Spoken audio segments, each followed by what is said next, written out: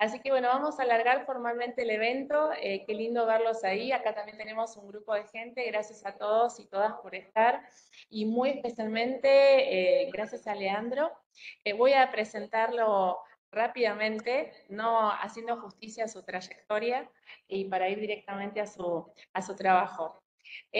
Bueno, Leandro es doctor en estudios de las sociedades latinoamericanas de la Universidad de Arcis, que no sabía cuál era es un acrónimo. Sí, es genial. Y bueno, actualmente Leandro es director del Departamento de Política Educativa y Desarrollo Escolar de la Facultad de Educación de la Universidad Alberto Hurtado. Leandro ha trabajado mucho, tiene una vastísima experiencia y producción en el campo de la educación técnica y profesional, no solo en Chile, sino también a nivel internacional.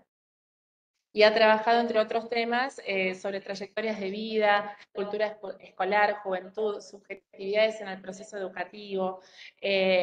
Ha focalizado su atención en el sistema de educación técnica profesional en el nivel medio y superior. Si ustedes van a la página web con sus descripciones van a encontrar artículos y capítulos de libros y numerosas investigaciones que hace a nivel nacional y comparado desde hace ya bastante tiempo. Así que para nosotros es un honor que él esté acá, un gran lujo y una alegría. Gracias, Leandro, por tomarte este tiempo. Y bueno, el foro es tuyo y empezamos. Ahora lo que tendríamos que hacer, yo voy a mutearme. Buenas tardes, bienvenido Marcelo. Yo voy a mutearme y te dejo a vos la palabra y cuando termines vamos a tener un tiempo para conversar. Y si tienen alguna dificultad técnica nos avisan que lo estamos haciendo con la mejor buena voluntad, pero puede fallar. Bueno, buenas tardes, muchas gracias por la invitación, Analía, que organizó muy rápidamente esto para poder tener la presentación que voy a hacer. Es algo complejo hablar con ustedes y hablar también a la pantalla, ¿no? Pero voy a tratar de poner un ojo en cada lado. Yo lo que les voy a presentar es una síntesis muy apretada de en qué consiste la educación media técnico-profesional en Chile y tratar de identificar algunos nuevos problemáticos que los venimos arrastrando desde hace bastante tiempo. Voy a tratar de hacer una presentación no muy larga para que más bien lo que tengamos sea un espacio de conversación.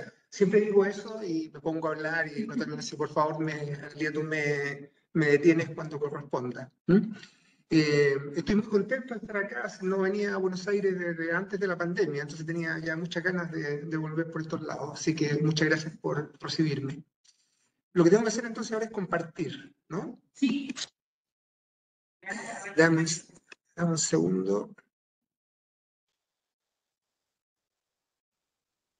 Ahí está. Y para hacerlo tengo que ponerlo en pantalla grande esto. ¿Sí? ¿O está bien?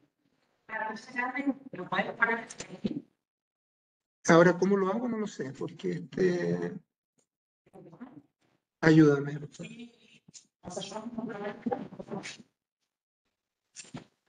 Disculpen, pero la tecnología no es algo que me caracteriza. El dominio de la tecnología no es algo que me caracteriza. Pero, ¿ustedes lo ven con pantalla completa? ¿Pueden ver que están en línea? Mariela, ¿vos lo podés ver en PowerPoint? Sí, se puede ver. Vos Perfecto. si te fijas abajo hay unos iconos con una pantallita y si tocan ahí en esa pantallita a lo mejor pueden tener pantalla completa. Pido un poquito de silencio porque no escuchamos a la gente del otro lado. Mariela, disculpa, ¿ustedes dicen que en buen tamaño el PowerPoint? Se ve. Listo. Se ve, perfecto. Muchísimas gracias. Le paso entonces la palabra a Leandro. Bueno, voy a tratar de avanzar relativamente rápido en esto. Siempre es difícil contar un poco en qué consiste un sistema educativo en otro país, donde seguramente hay similitudes, pero también algunas diferencias. Entonces voy a tratar de hacer un recorrido breve en caracterizar el sistema.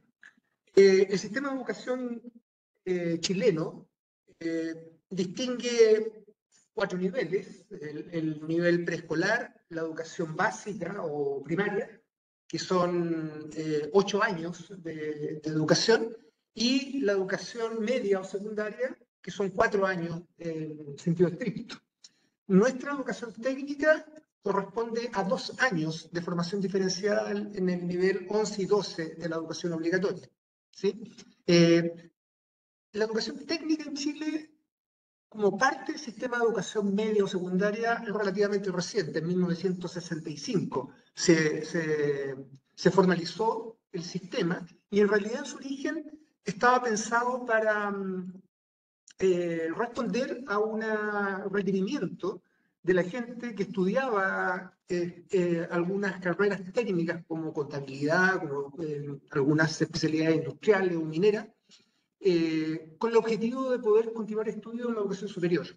Eran estudiantes de nivel medio y medio acomodado que buscaban proyectar sus estudios más allá de esta formación no escolar, ¿no? Y por lo tanto, el origen, en 1965, es para favorecer el desarrollo de una élite de nivel técnico, ¿eh?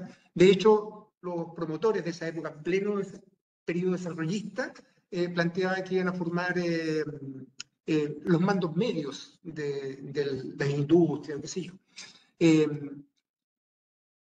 Ese sistema se ha mantenido en el tiempo. En distintos momentos hubo algunas reformas que ampliaron la educación técnica a 4 años, pero en sentido estricto es vigente este modelo de 2 años de formación diferenciada a partir de fines de los años 80, comienzos de los 90, donde se hizo una gran reforma educativa post-dictadura. La educación media técnico-profesional tenía una matrícula relativamente baja en comparación con la formación general, pero justamente en esos años fue cuando se comenzó a universalizar la educación secundaria, a alcanzar niveles de universalización, y eso se dio fundamentalmente con la incorporación de sectores más pobres y que optaban por educación media técnico-profesional. Entonces ahí se produjo una suerte de giro, ¿no? Donde más bien quienes ahora comenzaban a estudiar educación técnica de nivel secundario eran los jóvenes que provenían de las familias más pobres. Y eso se mantiene hasta ahora. Esa es la característica fundamental. Les voy a dar algunos antecedentes del sistema para poder entender un poco cuáles son las características en nuestro país. Actualmente, casi el 37% de los estudiantes que están en el nivel 11 y 12 de la enseñanza secundaria estudian educación técnica. A mediados de los años 90, ese porcentaje alcanzaba el 45% aproximadamente. Y lo que se ha producido en los últimos años ha sido un retroceso, ¿no? Una disminución de los estudiantes que están en educación técnica. Sin embargo, es un porcentaje importante. Y como vamos a ver, corresponde nuevamente a los jóvenes que provienen de las familias más pobres de nuestra sociedad. Tu oferta formativa presenta una complejidad significativa. Está organizada en 15 sectores económicos, 35 especialidades, y producto de una reforma que se hizo a mediados de la década pasada, también un conjunto de menciones que son subespecialidades dentro de una especialidad. Eso ha sido motivo de debate, si es que es bueno o no hacer una formación tan específica en el nivel secundario, o más bien el nivel secundario debería ser una formación más amplia que permitirse a los jóvenes optar ya con una mayor conciencia sobre sus opciones vocacionales, su continuidad futura. Bueno, pero eso es parte del debate. Ahora, la oferta, sin embargo, no responde a lo que teóricamente debería significar la distribución de las distintas alternativas que entregan los establecimientos educacionales que tienen el modelo de educación técnica, que debería ser una oferta funcional a las necesidades socioproductivas del territorio en el cual están. Eso no ocurre de esa manera, ocurre muy puntualmente y por lo general, como lo vamos a ver después en la matrícula, muchos establecimientos educativos ofrecen lo que pueden ofrecer, y generalmente son aquellas especialidades que tienen menos costos de implementación. La mayoría de esas son fundamentalmente el sector de administración y comercio. donde se necesita básicamente computadores y algunos recursos de software para poder trabajar con los estudiantes, a diferencia de otras especialidades industriales que requieren tecnología mucho más moderna. Entonces, hay existiendo un esfuerzo que se hizo o se ha hecho a lo largo de los años de poder formalizar los sectores de especialidad y las especialidades que se ofrecen. Sin embargo, eso no necesariamente se traduce en una oferta adecuada en relación a la realidad de los territorios donde están insertos los establecimientos educativos que ofrecen educación técnica. Son 933 establecimientos. Lo que quería mostrar acá es que es una oferta fundamentalmente pública. No existe oferta privada en educación técnica. Hay un 40-41% que corresponde a los centros educativos particulares subvencionados, que corresponden a establecimientos privados, pero que son subvencionados por el Estado, ¿no? Que fueron un tipo de establecimiento que se creó durante los años 80, fundamentalmente por la reforma que hizo la dictadura. Pero el grueso son establecimientos públicos y un porcentaje muy menor, 7,5%, pero muy relevante, que son establecimientos de administración delegada, que son establecimientos públicos que fueron entregados en comodatos a organizaciones gremiales de la industria y que de alguna manera se supone que deberían ofrecer una mejor educación producto de su vínculo con actores, empresas del sector. Nadie ha podido demostrar que son mejores establecimientos, porque no hay estudio al respecto, pero existe el mito en el sistema de que estos son los mejores establecimientos educativos que ofrecen educación técnica. 64% de los establecimientos que imparten educación técnico profesional solo brindan esa modalidad. Y eso es un problema, porque se trata de una opción temprana. Yo sé que en Argentina es más temprana aún la opción, pero se trata de una opción temprana donde no necesariamente los estudiantes eligen algo en función de un interés vocacional. El resto de los establecimientos corresponden a un tipo de establecimiento polivalente, que se supone que permitiría a un estudiante, al finalizar su grado 10, elegir entre la movilidad técnico-profesional o la humanista científica, que es la otra alternativa. Eso tampoco ocurre en la mayoría de los casos. En la mayoría de los casos de los liceos polivalentes hay sistemas de asignación en función de cuestiones que no tienen que ver con las decisiones vocacionales de los estudiantes. Por ejemplo, los estudiantes de mejor calificaciones los canalizan hacia la educación humanista científica. Muchos docentes dicen, bueno, es que esos son buenos alumnos, entonces que sigan hacia la universidad, ¿no? Ese es un poco los argumentos que se dan. Y solamente un 8% de la matrícula participa en algún tipo de modalidad dual, ¿no? que es bastante compleja su implementación, aunque muy interesante en su posibilidad de poder desarrollar un proceso de enseñanza-aprendizaje en lugares de trabajo y en vinculación con los establecimientos educativos. Como en otros países de América Latina, la modalidad dual fue impulsada en Chile por la Agencia de Cooperación Alemana, pero con resultados bastante débiles, porque, entre otras cosas, no existe una red de empresas o condiciones en la mayoría de las empresas que sean capaces de responder a un requerimiento como el que exige una modalidad como la dual. Una cuestión que también me parece muy importante mencionar, que agregado el hecho de que los estudiantes tienen dificultades de una opción vocacional producto de su edad o su experiencia previa, también la mayoría de los establecimientos educativos tienen una oferta muy limitada de especialidades a las cuales los estudiantes pueden seguir. Fíjense que solamente el 30% de los establecimientos educativos de educación técnica ofrecen una especialidad. Entonces, los estudiantes, cuando ingresan en el grado 8, porque generalmente la mayoría de los establecimientos ofrecen los 2 últimos años de ciencia básica, en realidad están eligiendo educación técnica y una especialidad en particular. Digo, sus padres están eligiendo eso. solamente el 15% de los centros educativos ofrecen 4 o más especialidades. Y cuando digo más especialidades, no van más allá de 6, ¿no? Entonces, en realidad, es un problema, es un embudo muy difícil de superar y los estudiantes tienen que tener una capacidad o una voluntad de decisión para cambiar de un centro educativo a llegar a otro donde exista una alternativa curricular que le interese. Porque sabemos que un estudiante también tiene otras cosas, le ocurren otras cosas, tiene amigos en el establecimiento educativo, tiene ciertas seguridades, ciertas certezas que vienen de antes. Entonces, hacer ese cambio en función de una opción vocacional a los 15 años o 16 años es algo que no todos lo pueden hacer. Y por lo tanto, este es un problema, yo creo, bastante significativo.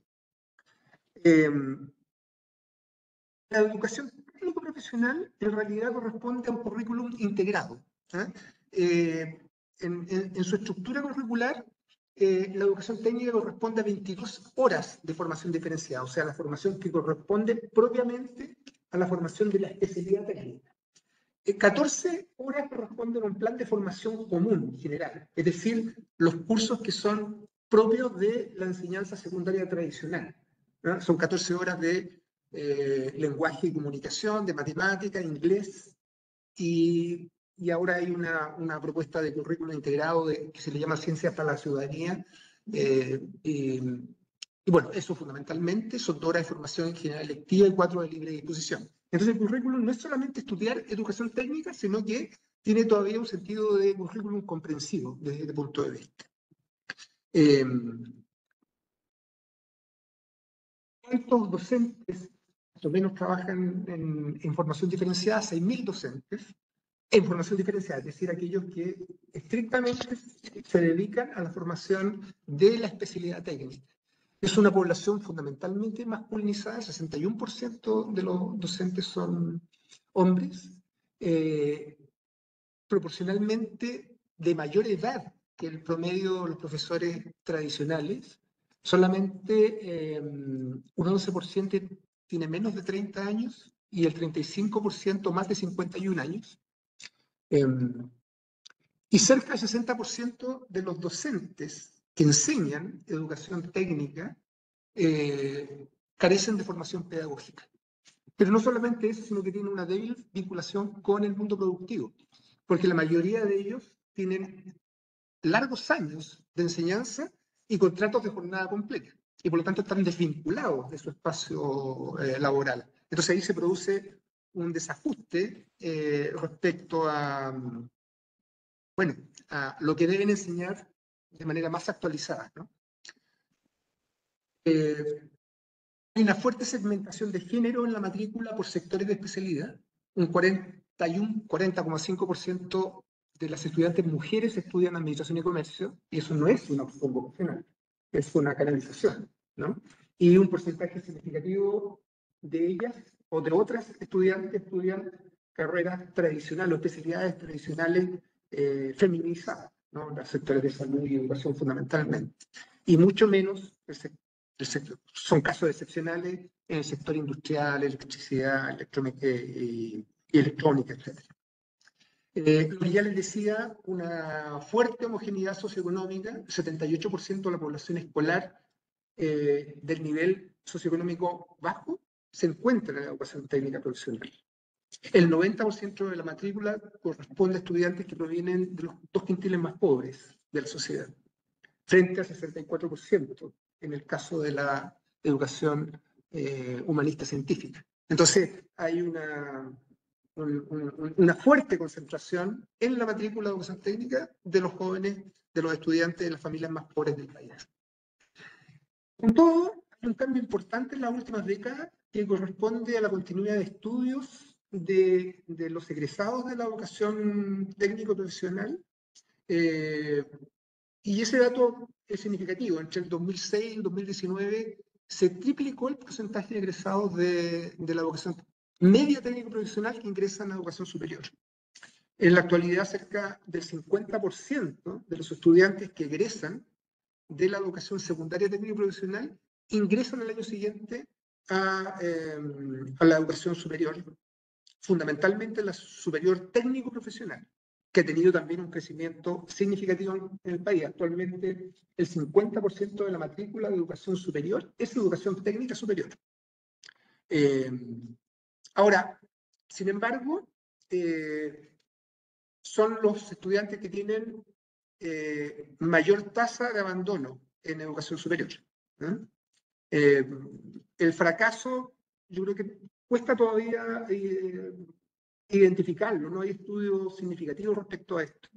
Pero fundamentalmente hay una hipótesis que muchas veces fracasan, no necesariamente los conocimientos de aspectos de lo que uno podría llamar la formación técnica, sino que aquella formación general que le sirve de base para la formación de su especialidad. Matemática, física, química, o sea, los aspectos duros que sustentan una formación especializada posterior.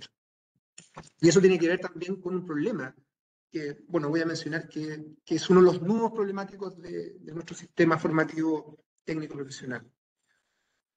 Solamente para mostrar un gráfico de la distribución de la matrícula, un tercio de los estudiantes de educación técnica están en el área de administración y comercio, ¿no? Que no necesariamente, insisto, corresponde a los requerimientos reales del mundo productivo, sino que tiene que ver muchas veces con lo que se ofrece en sentido estricto. Y como pueden ver, hay una alta concentración en algunos sectores, el sector de electricidad y metal mecánico, alimentación, salud y educación, y otros que tienen una tasa de matrícula relativamente poco significativa en relación al resto. Bueno, por cierto, hay algunas áreas que corresponden a ciertos territorios, ¿no? Como ocurre con el sector marítimo, el sector agropecuario, el sector maderero, que corresponde al sur de Chile. Bueno, voy a intentar mencionar un conjunto de dificultades, pero también algunas oportunidades, para no dar una imagen negativa, porque yo soy un gran defensor de la educación técnica en el país. Somos de los pocos, porque es impresionante. Déjenme hacer una confesión. Es impresionante en el mundo académico el desprecio que se tiene por esta educación. Entonces, ya no son cuestiones técnicas o académicas de discusión, sino que son cuestiones de clase. Es una cosa muy sorprendente. Y de hecho, yo soy especialista en educación técnica porque hay muy pocos investigadores de educación técnica. Bueno, he podido hacer un nicho, eso ha permitido tener proyectos de investigación, etcétera. Así que también tengo que agradecer ese clasismo de muchos colegas. Bueno, dificultades. Posibilitar una adecuada elección y trayectoria vocacional. Creo que ya lo indiqué con los datos, ¿no? En la medida en que la oferta es limitada y además en muchos establecimientos educacionales operan mecanismos de canalización más que de apoyo a un proceso de búsqueda y elección vocacional de los estudiantes, hay una dificultad de tener un sistema donde los estudiantes, chicos y las chicas, puedan elegir efectivamente algo que tenga que ver con un interés que se va construyendo a lo largo del tiempo. Y lo que ocurre, he hecho varios estudios al respecto, es más bien finalmente conductas adaptativas de los jóvenes una vez ya en la especialidad que ha sido, entre comillas, elegida, ¿no? Y finalmente, muchas veces también se producen cambios en esa ruta, bifurcaciones de esa ruta, justamente porque no necesariamente es una opción vocacional de los estudiantes. La principal causa, ya lo he dicho, es la oferta curricular limitada y los mecanismos institucionales que dificultan justamente esta elección. La dificultad tiene que ver con la segmentación de género, lo ya he dicho, o sea, la oferta curricular técnico-profesional reproduce las diferenciaciones existentes en el mercado laboral. Pero no solamente eso, porque en nuestro sistema escolar hemos avanzado mucho en posibilitar la inclusión, el superar los liceos de hombres y liceos de mujeres, ¿no? El posibilitar la integración. hace 2 años el Instituto de Enseñanza Media más emblemático del país, el Instituto Nacional, por primera vez posibilitó el ingreso de mujeres. ¿Ya? Y fue un hecho histórico, porque fue creado en 1817, creo, el Instituto Nacional. O sea, desde entonces hasta ahora siempre ha sido un liceo de hombres. ¿Ya? Entonces ha avanzado mucho en esa dirección.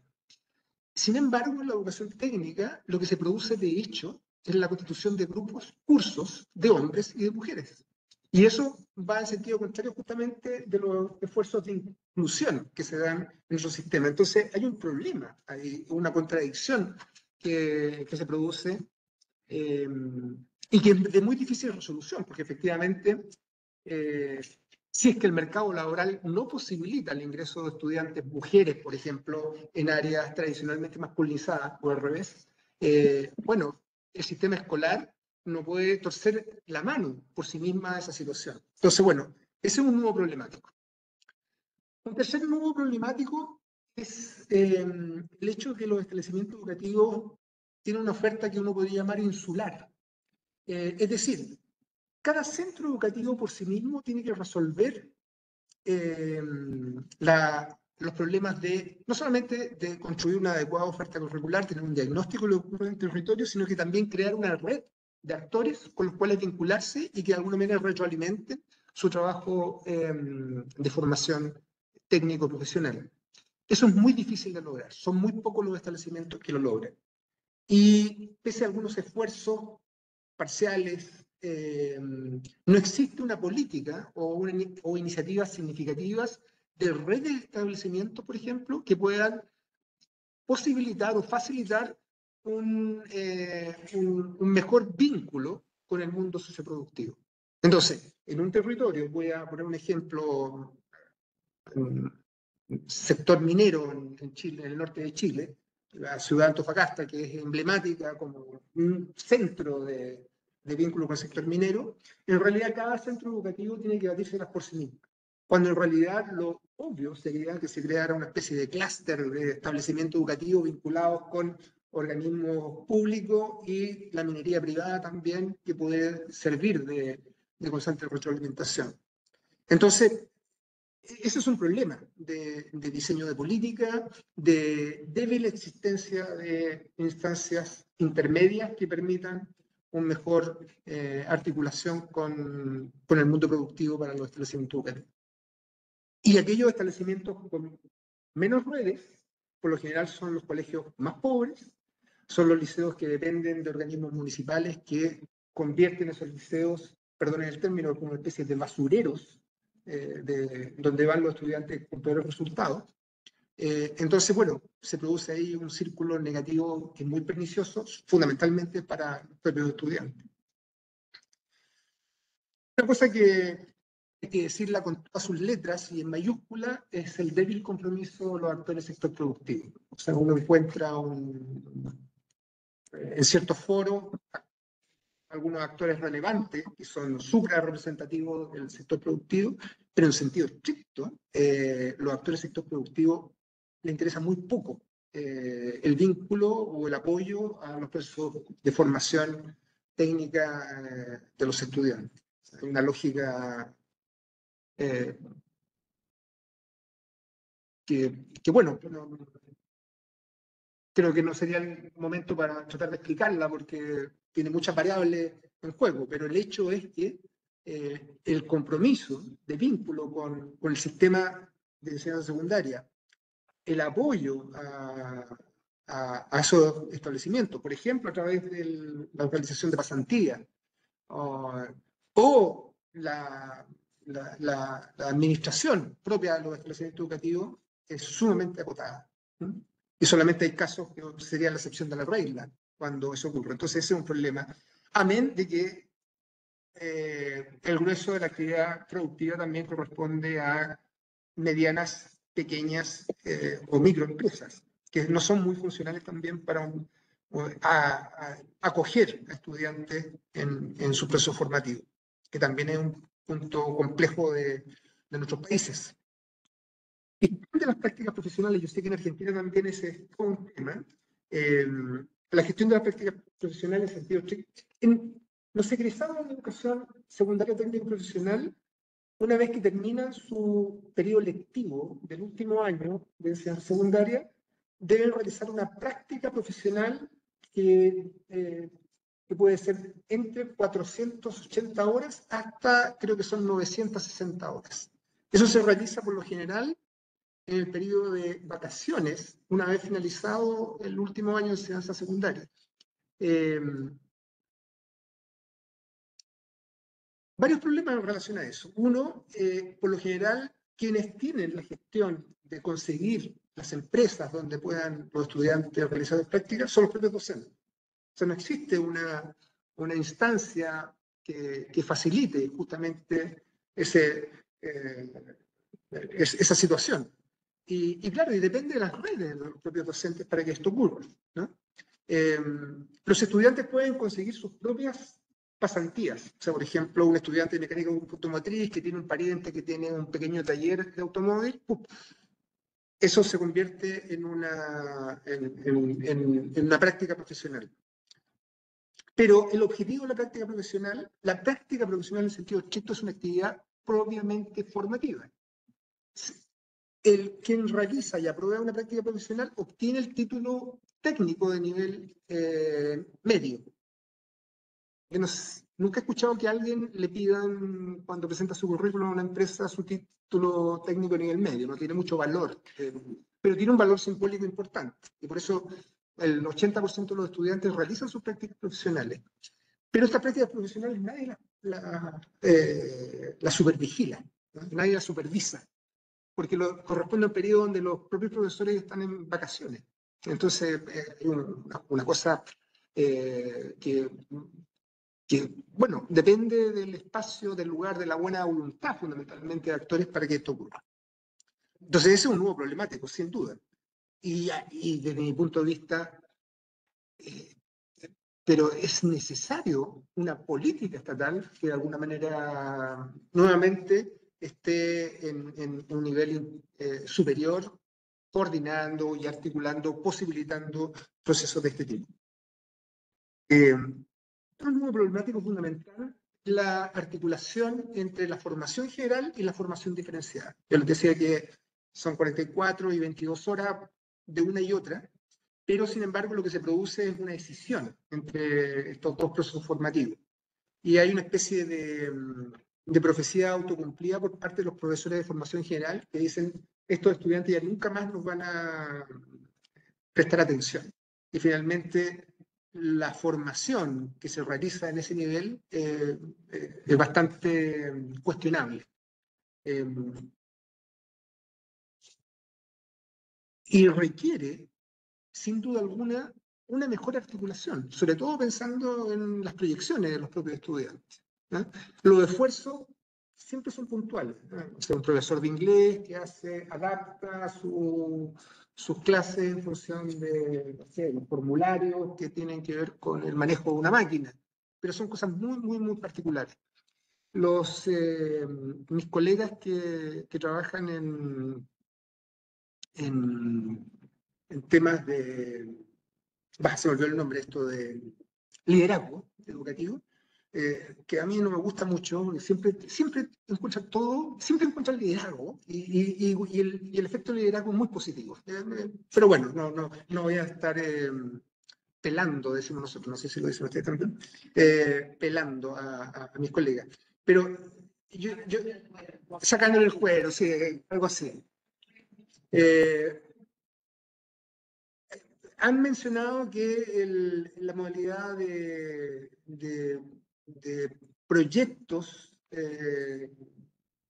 o sea, de enseñanza, no, ¿cómo se llama? Evaluación a través de proyectos, ha sido una modalidad que ha tenido buenos resultados en educación técnica. Yo no conozco en profundidad esos estudios, pero es necesario lograr alguna iniciativa de este tipo porque sin duda es un nuevo problemático, ¿no?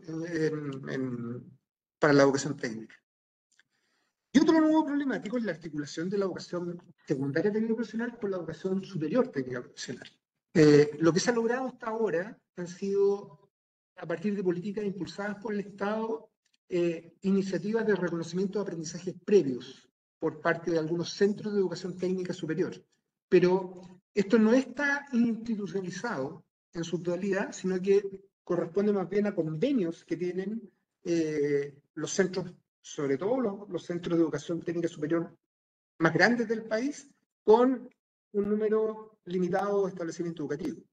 Entonces, pero no es el sistema que está funcionando de esa manera, ¿no? que posibilita esta articulación. Al igual que el resto de la educación superior técnica profesional está desregulada su oferta formativa, o sea, un centro de formación técnica o un instituto profesional, que son los dos centros, puede ofrecer cualquier tipo de oferta formativa.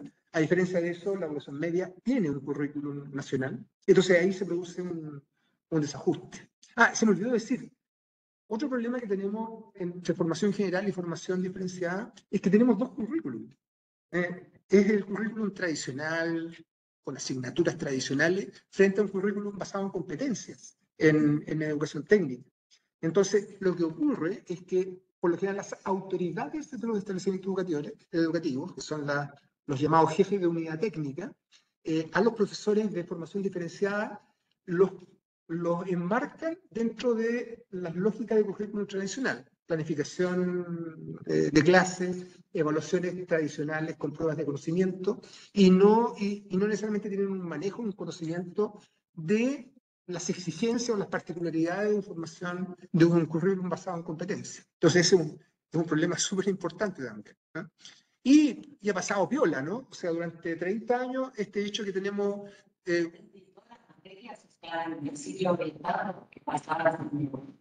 Se supone que el currículum de formación diferenciada está estructurado bajo un modelo de competencia. Se establecen objetivos de logro, se establece un plan de estudio en función de las competencias que tienen que desarrollar los estudiantes, pero se supone que eso debería ser implementado y evaluado bajo un modelo de competencia. Eso no ocurre de esa manera. Los profesores no saben cómo hacerlo tampoco, ¿no? Entonces, y sus autoridades institucionales tampoco. Entonces, bueno, hay una cosa que es una nebulosa, hay un tupido velo respecto a eso. Ya ha funcionado. Año a año egresan los jóvenes, pero bueno, nadie le ha puesto el cascabel al gato frente a esta dualidad curricular que existe en el sistema. Bueno, y la última dificultad de enfrentar el prejuicio de la mala educación, que significaría la educación técnica profesional, ¿no? Que no hay ningún instrumento evaluativo en nuestro sistema. Ustedes saben que nosotros somos famosos por el llamado CIMSE, el Sistema de Medición de la Calidad de la Educación. Pero el CIMSE se mide hasta segundo año medio, o sea, cuando los estudiantes todavía no ingresan a la educación técnica. Y claro, hay una mala evaluación de la educación técnica porque los estudiantes de los liceos técnicos en segundo año medio tienen peores resultados que en promedio los estudiantes de establecimientos educativos similares. Pero es un problema de la mala educación o la segmentación educativa de nuestro propio sistema, pero no tiene que ver con la educación técnica. Nadie ha podido construir un instrumento que permita evaluar la calidad de la educación técnica en nuestro sistema. Y a eso se asocia lo ya mencionado, el clasismo ambiente, ¿no? Que tiende a desvalorizar aún más este sistema educativo. Recientemente han habido esfuerzos de evaluaciones cualitativas, o sea, nosotros tenemos un organismo que se llama la Agencia de la Calidad de la Educación, que se preocupa justamente de ese punto, y entonces lo que hacen son visitas duplas, donde más bien conversan con los actores del establecimiento, observan clases, observan centros educativos y emiten juicios respecto a esto. Pero todavía es una cuestión incipiente, ¿no? Que yo creo que requiere un trabajo mayor. Me quedan 3 láminas, así que, pero... Oportunidades, o sea, sin duda tenemos muchos problemas, muchos nudos problemáticos, pero sin duda, y aquí seguramente cuando hable de esto, en realidad estoy hablando del sistema educativo en general, en cualquier país. ¿Qué oportunidades tiene? Bueno, posibilitar muchas alternativas de formación y perspectivas de educación a lo largo de la vida, ¿no?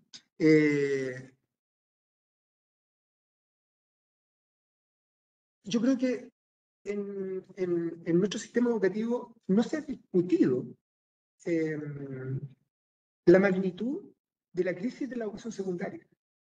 En la educación secundaria los estudiantes se aburren profundamente. Los estudiantes están constantemente reproduciendo lógicas muy tradicionalistas de formación. Están sentados todo el día. Si yo a un burócrata del Ministerio de Educación lo pongo una semana, le ocurre a un estudiante, bueno, pero eso nos ocurre a nosotros también. O sea, eso lo vivimos. La potencialidad que tiene la educación técnica como espacio de movimiento, de trabajar con el cuerpo, de aprender en la práctica, es muy potente no solamente para la educación técnica, sino para el sistema educativo en su conjunto, ¿no? Entonces yo creo que hay un potencial de la educación técnica, no solamente en términos de lo que ocurre en la educación técnica, sino que para repensar los procesos formativos en la enseñanza secundaria en su conjunto. Además, esta idea de proyectar una educación a lo largo de la vida. La educación técnica ya no es una educación terminal de inserción temprana en el mundo del trabajo. Es una educación que debería avanzar o avanza en perspectivas de múltiples alternativas de proyección de los estudiantes una vez realizados estos estudios en educación técnica secundaria. Voy a mencionar en la conclusión, porque creo que esto es importante también en función de repensar el sistema, ¿eh? O sea, qué modelo de educación técnica deberíamos discutir. Bueno, favorecer un tipo de educación situada y potencialmente innovadora, que tiene que ver un poco con lo mismo antes mencionado. La alternativa, y yo sí creo que es una alternativa potencial de articulación liceo, comunidad, entorno socioproductivo. Yo hablo de liceo, no sé si el concepto, aquí hablan más de colegio, ¿no? Es escuela, claro. Yo creo que el origen histórico de nuestro sistema venía un poco esta cosa francesa de la escuela como la enseñanza básica o primaria y el liceo como la educación. Y ha quedado así, aunque clasismo mediante, cada vez más liceos se llaman colegios, ¿ah? Porque liceo suena a algo público y eso provoca escozor a muchos. Bueno, la alternativa de potencial de la articulación liceo, comunidad, entorno socioproductivo. Y eso es un potencial, pero que requiere esfuerzos que van más allá de los propios actores de los liceos, sin duda alguna. Y eso, además, ustedes tienen la ventaja, no sé si ventaja o en otras partes desventaja, es todo el federalismo, ¿no? Pero nosotros somos muy centralistas. Entonces lo que ocurre en Santiago se replica en el resto del país. Y lo que se requiere es una mayor descentralización. Y entonces poder favorecer mecanismos territoriales de articulación de actores. Y eso yo creo que es un potencial significativo desde este punto de vista. La importancia de la cooperación interinstituciones y no solo competencias a partir de logros. Es este peso que tenemos con las pruebas estandarizadas, que hace que entre los establecimientos educativos lo que se produzca más bien es una competencia a muerte por logros, resultados y retribuciones por parte de la opinión pública y no la cooperación como principio básico del desarrollo educativo del país. La potencialidad de integración del modelo de desarrollo local o regional, que es otra manera de decir lo mismo del vínculo territorial. Creo que hay mucho que avanzar en nuestro caso en poder desarrollar un poquito más modelos de desarrollo local. La educación técnica superior hasta hace 10 años o menos era solamente provisión privada, porque se implementó durante el periodo de la dictadura en pleno modelo mercantil educativo. Y recién, en los últimos años, el Estado implementó o está implementando centros de formación técnica públicos en territorios. Ha sido un desastre el proceso, ¿eh? Pero independientemente de lo desastroso del proceso, ahí hay algo importante de crear centros en territorios donde esos centros, esa es la idea, ¿no? Generen una especie de dinamismo territorial y articulación de los actores. Eso no lo han logrado otros centros de formación técnica, al contrario. La educación técnica superior, además, en Chile es sumamente compleja porque es casi un duopolio, ¿no? Hay dos centros que concentran el 75% de la matrícula, ¿no? Son los monstruos que están en todo el país y uno es más simpático con las políticas y otro son totalmente contrarios al Estado. Entonces es bastante difícil trabajar en ese campo. Estos centros de formación técnica, ¿tienen alguna parte cultural? No, son independientes. Son independientes. No. No, es que tampoco eso, porque es, claro, es educación superior, es sentido estricto. O sea, para ingresar se necesita tener el... No necesariamente el título, pero sí la licencia de enseñanza secundaria. ¿Ah? No se les exige una prueba de admisión universitaria. Nosotros tenemos una prueba de admisión universitaria, ¿cómo se llama?, para las universidades. Pero estas instituciones, que básicamente son dos, centros de formación técnica, que pueden ofrecer programas formativos de un máximo de 4 semestres, en institutos profesionales que ofrecen casi lo mismo, pero de 8 semestres. ¿Ah? Y entonces eso, bueno, es un mercado. Entonces tenemos, por ejemplo, técnicos de cuidado de enfermos en nivel medio, ¿ah? Fundamentalmente mujeres. Tenemos técnicos de nivel superior, de centros de formación técnico 4 semestres, en enfermería, auxiliar de enfermería. Técnicos de nivel superior de 8 semestres, auxiliar de enfermería. Pero como tenemos una stock de estudiantes universitarios de enfermería, muchas egresadas de las universidades menos exitosas o menos valoradas de la carrera de enfermería ocupan los cargos en los centros de salud que corresponderían a los técnicos a nivel medio. Se producen esos efectos, ¿no? No quiero generalizar, pero se producen esas distorsiones producto de que, bueno, es una cuestión del mercado, no una cuestión de alguna regulación que permita un adecuado equilibrio de oferta-demanda. Les voy a mostrar láminas. Bueno, esas son potencialidades, yo creo que hay que pensar en ellas, ¿eh? Hay que desarrollarlas de alguna manera. Les voy a mostrar un par de láminas solamente de una presentación que voy a hacer el jueves, la Analía se lo va a repetir, sobre docentes de educación técnico profesional. Este es un estudio que yo hice, obtuve el financiamiento en noviembre del 2019 y comenzaba mi terreno en marzo de 2020 y tenía una muestra fantástica, iba a ir a 30 establecimientos educativos, qué sé yo, tuve que hacerlo todo online, pero resultó. Entonces, esto me responde a una encuesta que participaron algo así como 700 docentes de educación técnica a lo largo del país. Quería mostrarles esto porque tiene que ver con algunos aspectos de la especificidad de los docentes de educación técnica, cómo ellos se conciben y cómo construyen su identidad. Entonces, fíjense, hay un autorreconocimiento de la no existencia de capacidades pedagógicas para el ejercicio de la docencia.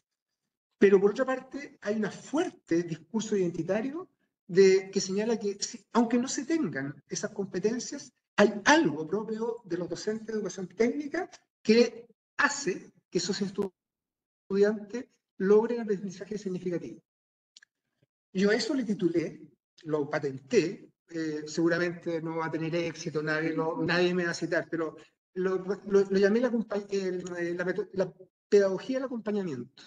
Es la idea justamente que yo más que enseñarles, más que tener cursos con ellos, yo los acompaño durante su proceso.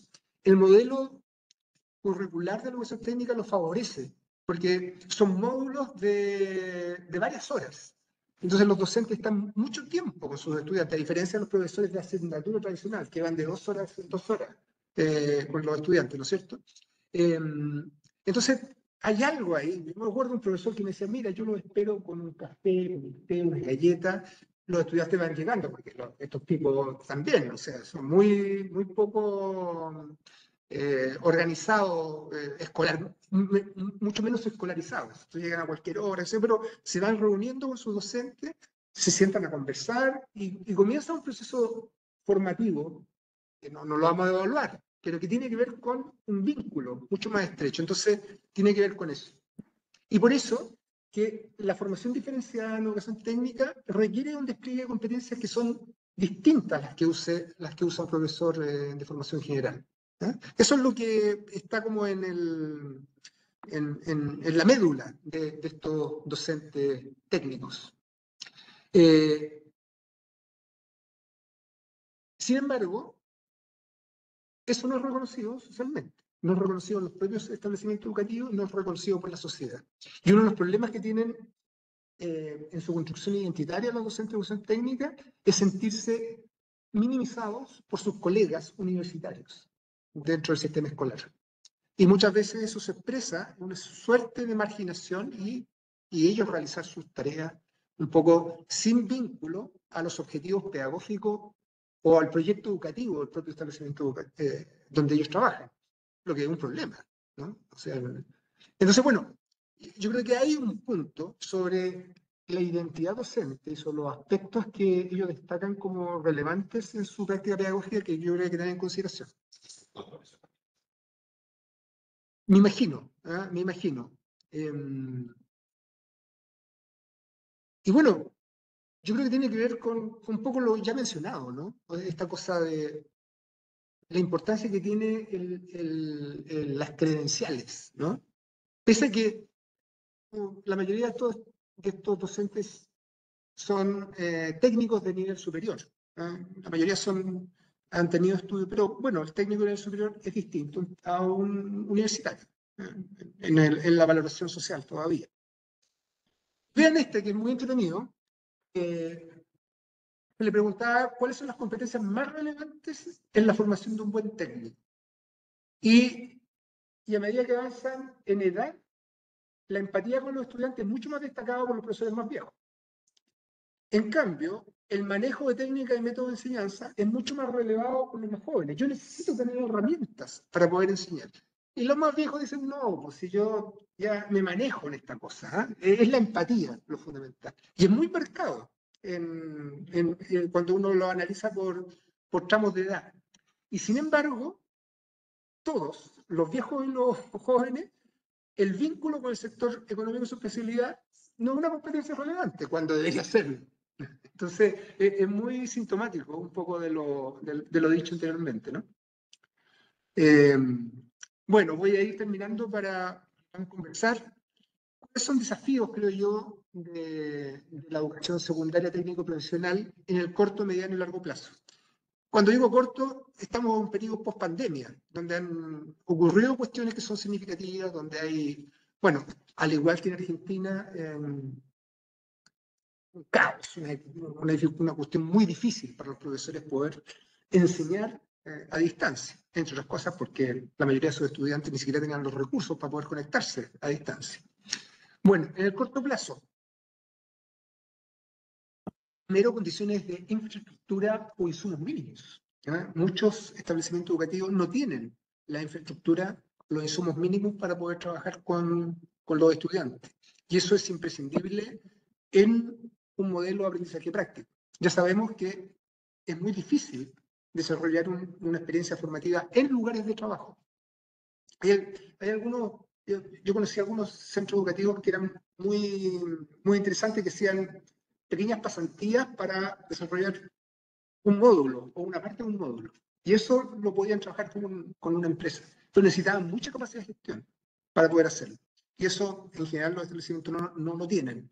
Y por lo tanto, las condiciones de infraestructura e insumos son fundamentales. Y eso es más caro. O sea, la educación técnica desde ese punto de vista es más cara. Pero bueno, pero eso no está en los presupuestos de las autoridades educativas. Innovar y promover recursos tecnológicos para el aprendizaje, que yo creo que es un aprendizaje de la pandemia. Las experiencias de simulación, por ejemplo, son cuestiones que aprendimos que no son tan caras como pensábamos antes de la pandemia, y donde eventualmente se pueden aplicar en varios procesos formativos, ¿no? Ya no solamente a través de una transmisión online, sino que también en los propios centros educativos, ¿no? Entonces, en vez de tener las máquinas que se vuelven obsoletas en corto tiempo, es tener los software que permitan trabajar con, y los recursos tecnológicos básicos para poder trabajar con esa simulación. Espero favorecer y apoyar centros de práctica para el aprendizaje situado. Fundamentalmente me refiero a las prácticas profesionales. O sea, yo creo que ese es un punto crítico y fundamental de hacer frente como política, no solamente como, ya lo mencioné, iniciativas individuales de cada centro educativo. Y sin duda, en la realidad post-pandemia, enfrentar la situación de deserción escolar. La tasa de deserción no es tan alta post-pandemia. En los primeros meses del año, nosotros tuvimos además un periodo muy largo de no clase, ¿eh? Fue el 2020 y el 2021 completos. Entonces, a comienzos de 2022, además se produjo no solamente una situación de baja asistencia, situaciones de deserción, sino que también conflictos sociales, mucha violencia intraescolar. Eso ha ido disminuyendo y le costó a nuestro gobierno entender que tenía que poner políticas concretas en eso y no en estos grandes cambios que intentaban hacer, pero lo están haciendo y se han reducido estos índices que eran preocupantes.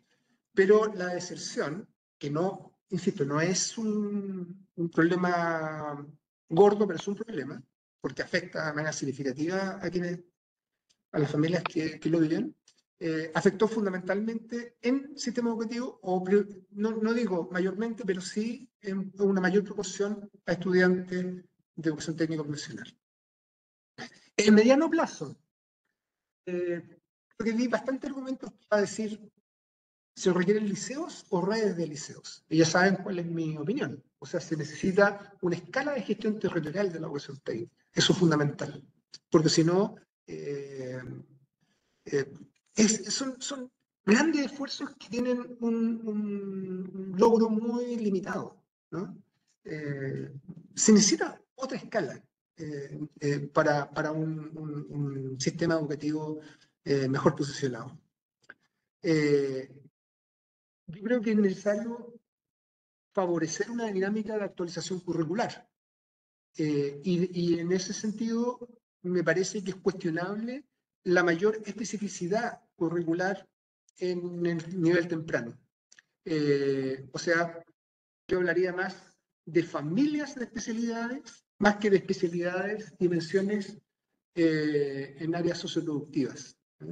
Eso permite a los estudiantes acceder a una visión más amplia sobre un campo donde puede indagar y eventualmente modificar sus opciones vocacionales cuando todavía es estudiante de educación secundaria.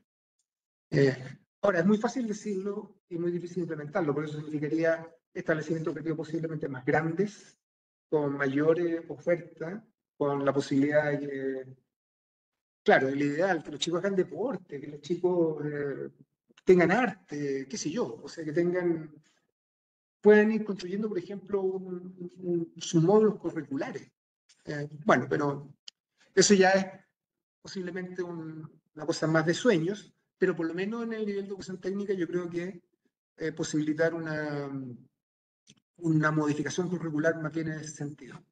Y en el largo plazo, creo que se requiere una discusión seria, o sea, en términos estratégicos, no de un producto de 1 o 2 años, sobre la pertinencia de la educación técnica en la enseñanza secundaria. No quiero decir con eso que se acabe la educación técnica, pero se requiere repensarlo. De hecho, yo creo que es factible repensar que la enseñanza obligatoria sean 12 años de enseñanza obligatoria. Uno puede pensar en modelos como el español o el italiano, que son 10 años de enseñanza obligatoria y después los estudiantes optan por centros educativos diferenciados. Ocurre a la misma edad en que nuestros estudiantes tienen que optar, pero el hecho del cambio de un tipo de establecimiento, un sistema educativo, yo creo que provoca un cambio en el pensamiento de las personas respecto a esto, y no una especie de dejarse llevar por la institución, tal como está diseñada. A mí me parece que la educación técnica, o sea, el trabajo no es un tema de la educación técnica, el trabajo es un tema de la educación secundaria en su conjunto. ¿Cómo introducimos elementos? Es inaceptable que un estudiante a los 18 años egrese del sistema de educación, no tiene idea del mundo del trabajo, ¿no? Está como sobreprotegido respecto a eso. Eso es lo que en nuestro sistema curricular, por ejemplo, es muy fuerte. Entonces, el tema del trabajo no es solamente un tema de la educación técnica, es un tema de la educación secundaria.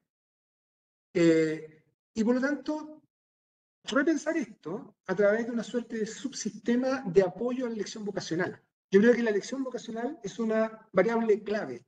O sea, hay que pensar en qué momento, en cuándo y cómo se apoya un proceso, porque tampoco es una decisión única y definitiva, sino que es un proceso de construcción por parte de los estudiantes.